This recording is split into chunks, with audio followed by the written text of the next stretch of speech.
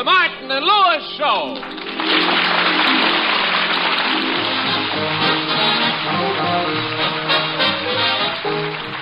The National Broadcasting Company brings you transcribed from Hollywood, the Martin and Lewis Show, featuring Flo McMichael, Sheldon Leonard, Ben Alexander, Dick Stabile and his orchestra, and starring Dean Martin and Jerry Lewis.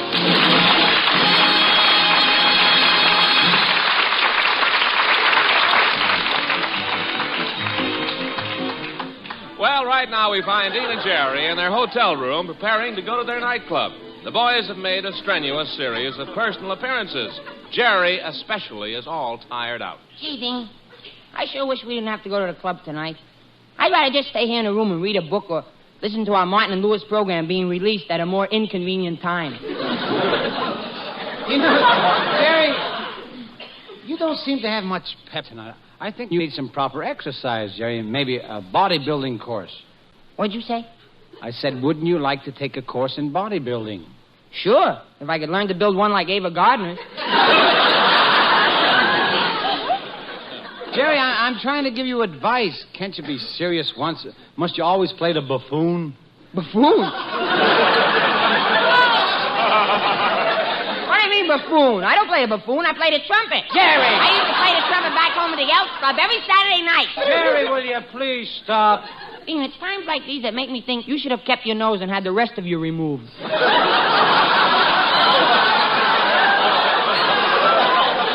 Jerry, now, how can you talk to me like that?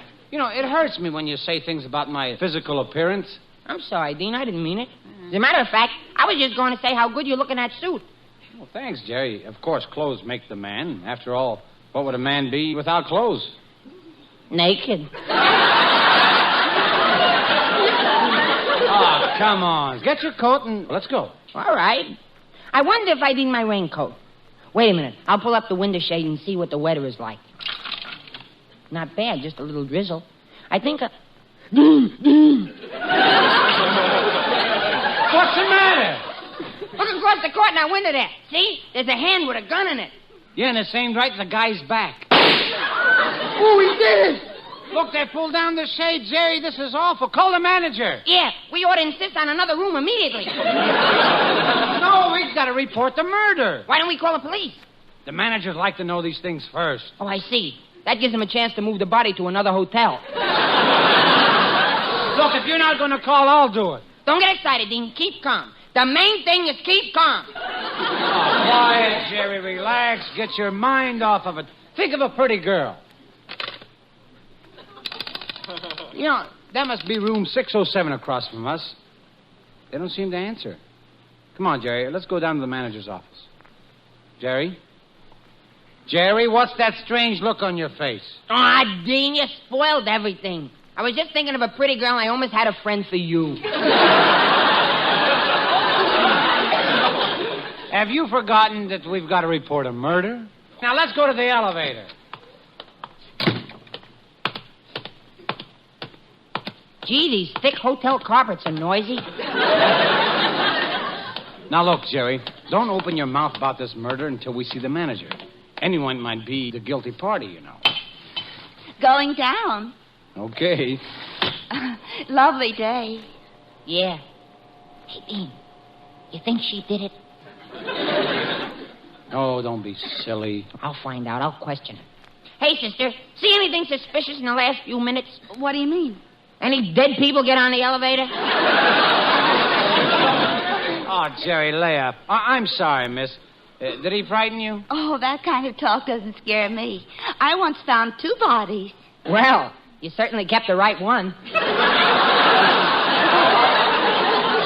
Main lobby. Now, look, there's the manager's office, Jerry. Come on, hurry.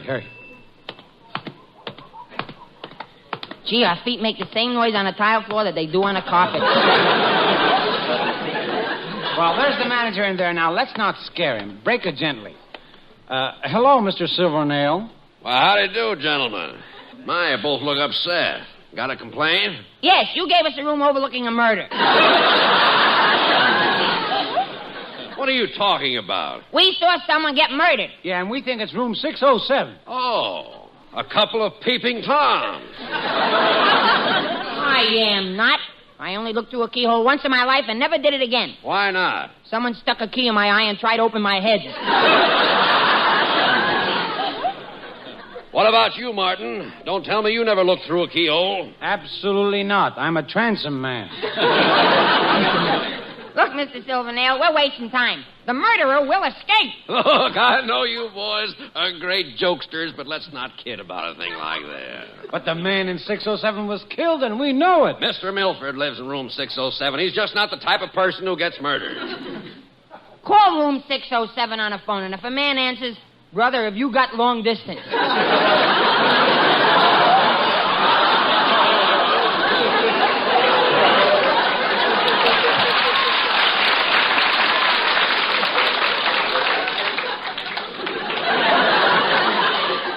Listen, I don't have time for this nonsense. I'm a busy man. Good day. Good day. Good day.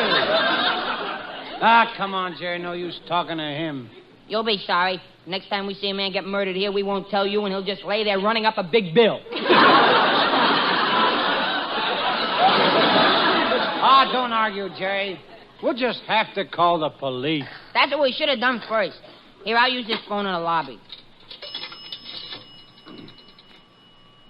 Hello, operator. I want to report a murder to the police. Police Department, Homicide, Sergeant Douglas. Listen, Sergeant, my name is Jerry Lewis.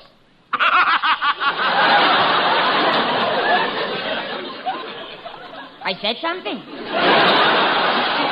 Listen, Sergeant, I want to report a murder. Gosh, I remember when I used to have to tell jokes to get laughs. Sergeant, there's been a murder. Oh, this is no use. See, if a murder does that, just think of the laugh we could get with a massacre. Hey, Jerry, look who's walking across the lobby. Why, it's the famous reporter, Emma Blurb. Say, Dean, she could help us. She must know all the police reporters. Oh, that's right. Miss Blurb. Well, Jerry Lewis, Dean, Martin.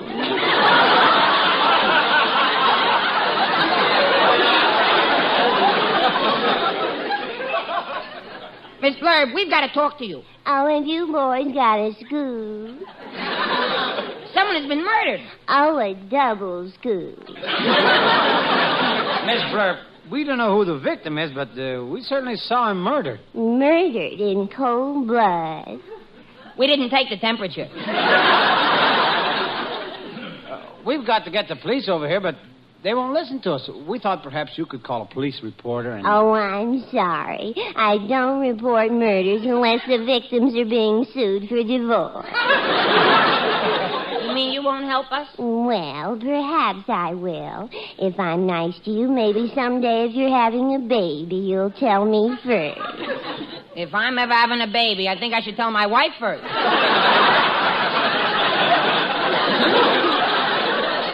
Jerry Lewis, you're pulling my leg, and I think you're very funny.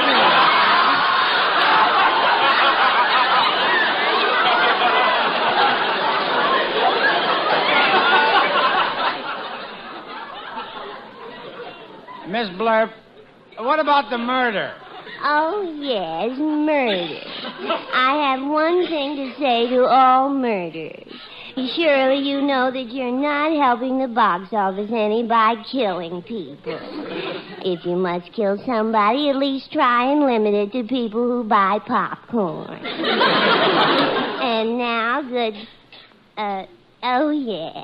night.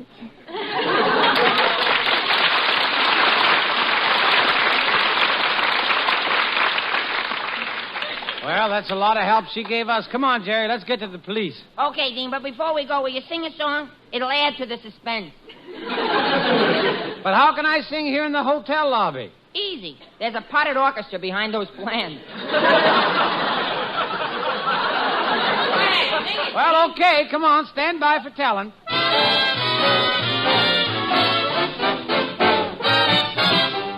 Everywhere you go, sunshine follows you.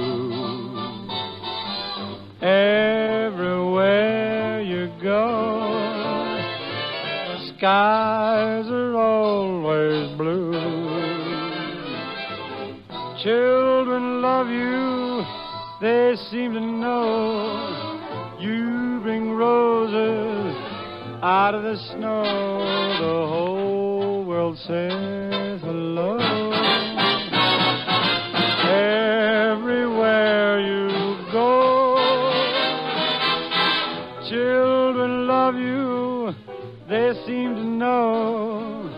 You bring roses out of the snow. The whole world says hello. Everywhere you go.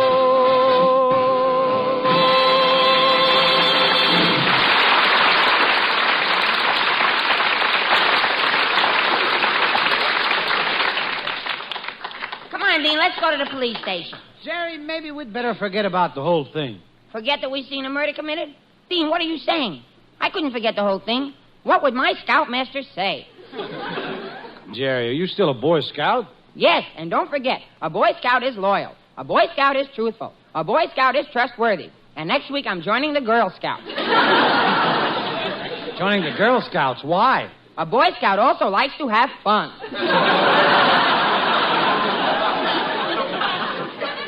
Well, Jerry, we still have quite a problem on our hands. You know, if nobody will believe we saw a murder, what are we going to do? We got to get to the police station.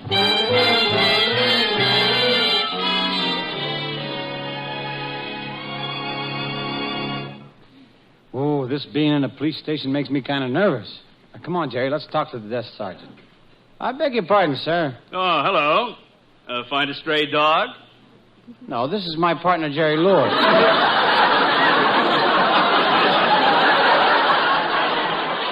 Well, I suppose it's all right then. Sure, it's all right. I got a license. Look, Mr. Policeman, we just saw a murder committed. Yeah, over at the Plaza Hotel, and it was terrible. Blood all over the place, hollering and screaming. Oh, it was terrible, wasn't it, Jerry? Yeah, it was murder. Look, I know all about you guys. They called me from the hotel. You're just troublemakers, and I don't want to hear anything. Oh, troublemakers? Yeah. Hey, Charlie, throw these troublemakers out. Okay, Joy boys. Here we go. Upsy daisy. Hey, hold on there. You...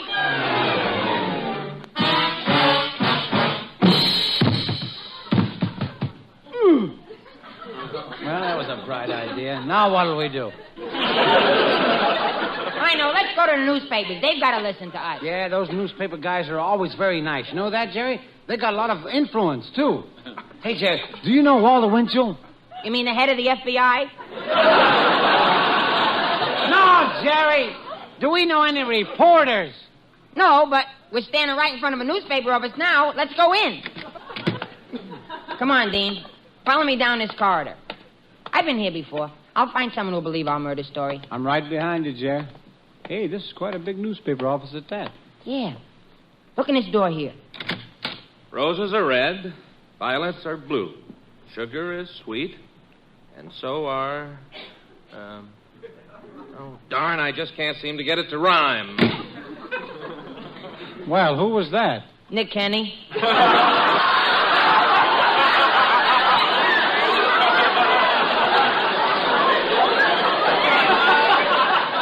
Hey, look, Jerry, there's another door. Let's look and see who's working in there. Sure. Let's see who's in there.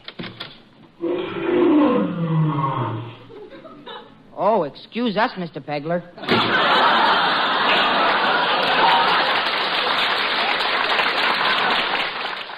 Oh, look, Dean. There's the editor's office. He's the one we want. Come on in here. Yes?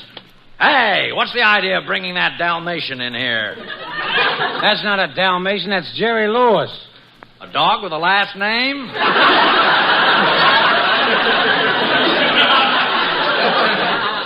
No, you don't quite understand. I'm Jerry Lewis. I'm a fella. You see, Mr. Editor, we live over at the Plaza Hotel, and we saw a murder. Oh, I know all about it. And I know all about you, too. Hey, Murphy, throw these two bums out of here. Okay, boss. Come on, kiddies. Dowdy's gonna kiss you goodbye.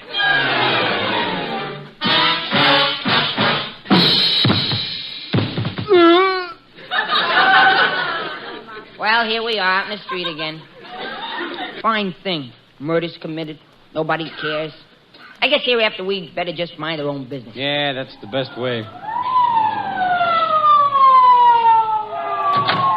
There they are, boys. There's the two nuts that are running loose. Grab them. Look, we're Dean Martin and Jerry Lewis. We know. We're taking you to a nice, quiet place in the country where you can work the whole thing out. Come on, Joe. Get the jackets on them. Hey, let me go, will you? What's the idea? I'm Dean Martin, the singer. Yeah? How do I know that? Sing him a couple of notes, Dean. Yeah, listen, I'll prove it.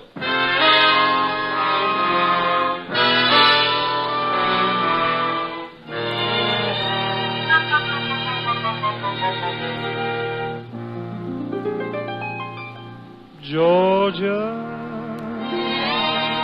Georgia, the whole day through, just an old sweet song keeps Georgia on my mind. Georgia on my mind, Georgia, Georgia.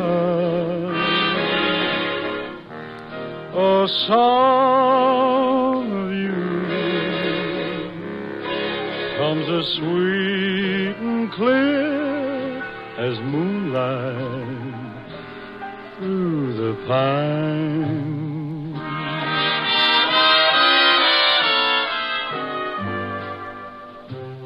Other arms reach out to me,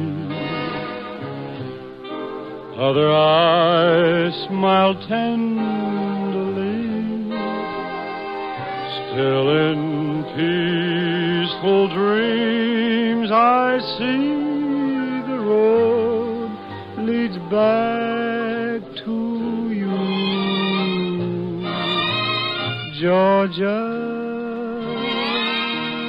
Georgia. No peace I find, just an old sweet song keeps Georgia on my mind.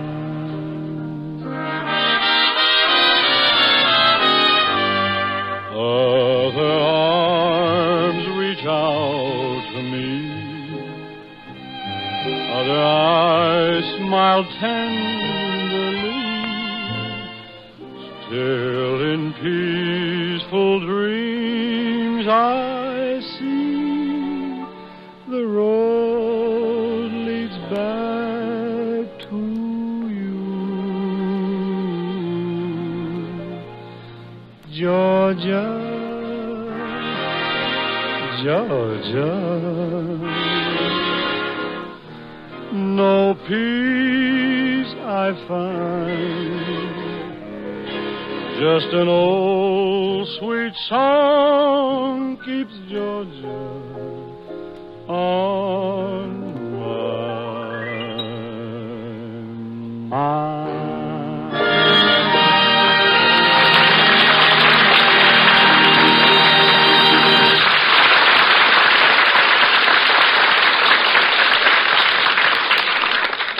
Well, what do you say now, Bud? Do you believe he's Dean Martin?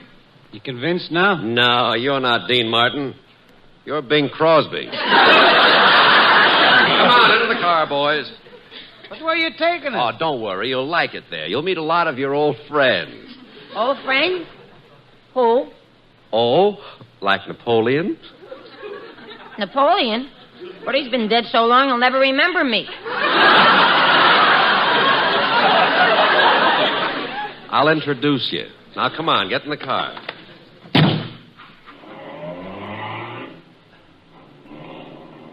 Deanie, Yeah, Jer. this guy's taking us for a ride, Dean. I've seen it a million times in the movies. They take us to a lonely road and leave us to die. We're lost. We wander around hopeless, starving, we're hungry. There's nothing to eat, and we finally start looking at each other like cannibals. And you come over to me and start feeling where the white meat is, and Dean, What? take big bites, don't let me suffer. Oh, stop it, Jer. Okay, boys, here we are. Hey, Jerry, look at the sign on the gate. Dr. Heimer's Sanatorium. Sanatorium. A sanitarium? A sanatorium? A serotoninum? Oh. Why are they taking us here? We've always been sanitary.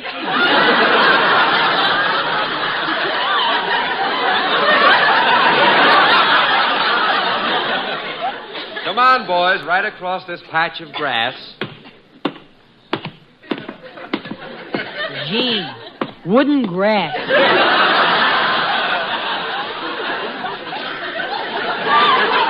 Just a minute, I'll open the door. Gee, it's just like a hospital. Look at this barred door with a sign on it. It says, "Don't open this door. Men inside crazy as bedbugs." Pardon me, son. I know what the sign on our cell door says, but it's not true. We're not crazy. Would you do something to get us released? Gee, you sure sound all right to me. Don't you worry, mister. I'll try and get you out of here. Oh, thank you, son. Thank you. Believe me, if you can do it, you'll have the eternal gratitude of all us bedbugs.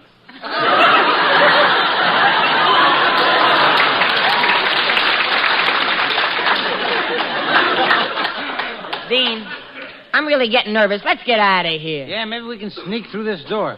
Maybe it leads to an exit. Well, come in, boys. I've been waiting for you.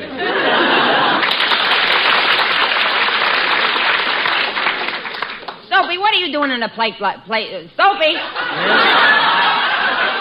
Do it again. So how's the family?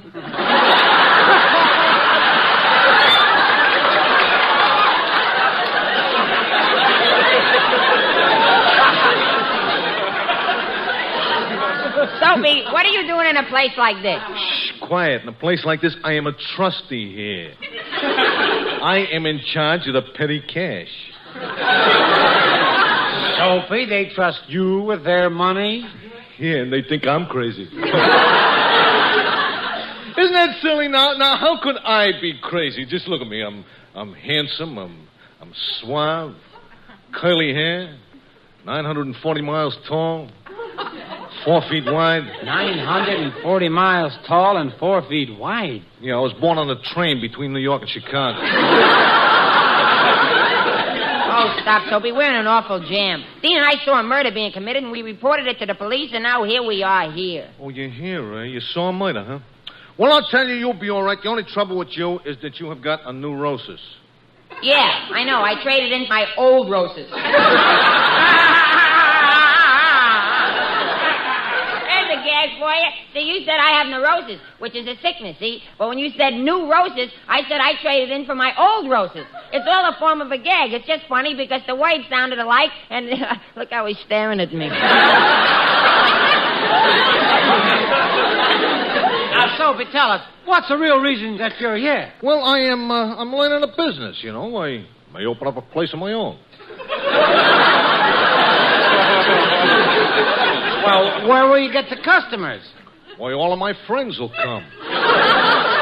Oh, you haven't got any friends who belong in a place like this? Haven't I? I certainly do. Certainly do. I got...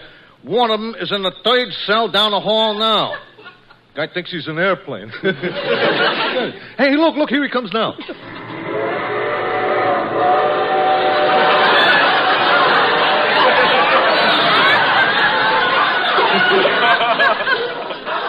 Well, what do you know? He changed his mind.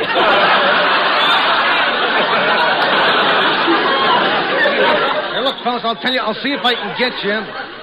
I'll see if I can get you out of here. But first, let's see if we can convince the doctor that you are sane, eh? Come on. Oh, come in, gentlemen. Come in. Oh, you'll have to excuse me, but I feel terrible. Bad news, very bad news. I lost my uncle in the East. He stepped down to get into a Hudson. What about it? It was the Hudson River. Hey, Soapy, isn't this guy slightly nuts himself? Well, I'll tell you, I wouldn't be surprised. He's got a good reason. You know, once when he was operating on a patient, and after he sewed him up, found out that he left his telephone inside. Hey, that's terrible. That's what drove him out of his mind, eh? Oh, yeah, naturally. They were phoning him from Hollywood calling. All right, now, We'll give you the word association test. Just say the first word that pops into your head. Ready now? Table. Girl. Carpet. Girl. Chair. Girl. This little schnook is really nuts. He thinks he's Errol Flynn. Now, come on, Jerry. Do it right or we'll never get out of here. All right, now, once more. Cat. Meow. Dog. Towel. Boom. What was that? Cannon towel.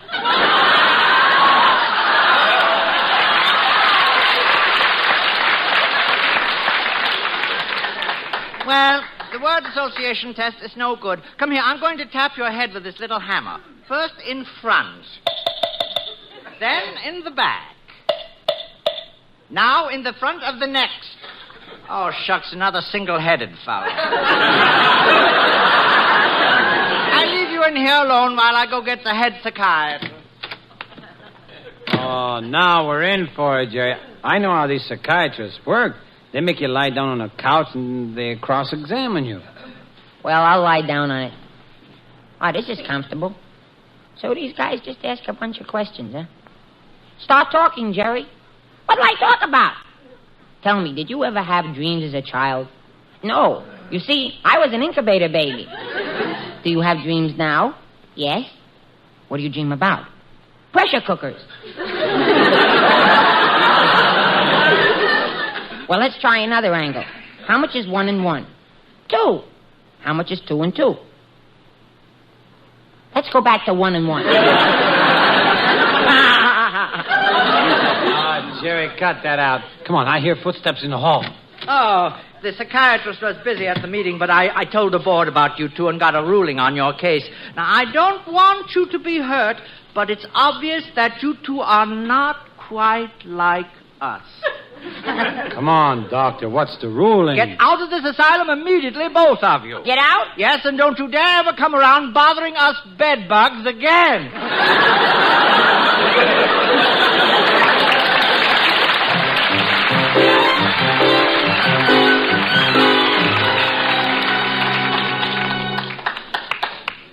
Jerry, our hotel room never looked so good before. But after what we've been through, the police and that sanitarium, anything would look good. Yeah, what a day. And all because we thought we saw a murder. Remember? I pulled up the shade to see if it was raining like this. And I happened to look across the court and... What's the matter, Jerry? Look, a guy with a gun. He's repeating the murder for the West Coast.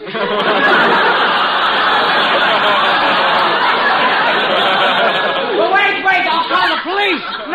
No, that won't do any good. Look, he's... Jerry, we've got to get the police. Yeah, no. Wait a minute. Jerry, what are you laughing at? Look, the victim just turned into a can of red hot dog food. Jerry, you're hysterical. No, I'm not, Dean. Don't you see? All this trouble was for nothing. There were no murders. All the time we've been just seeing a television show. Doggone those new 72-inch screens. Come on, Jerry. Good night, folks. See you next week, everybody. Good night.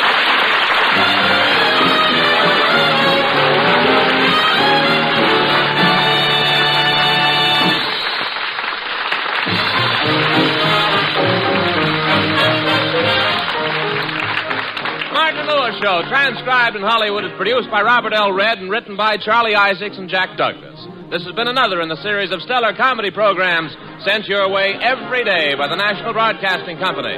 Always tuned to NBC for the best in comedy, drama, music, news, adventure, and mystery. It's all yours for the listening on NBC. Martin... Screen Directors Playhouse has moved to Fridays in this same time period. Tune in Friday at this time and hear John Garfield in the Screen Directors Playhouse. You're tuned for the start.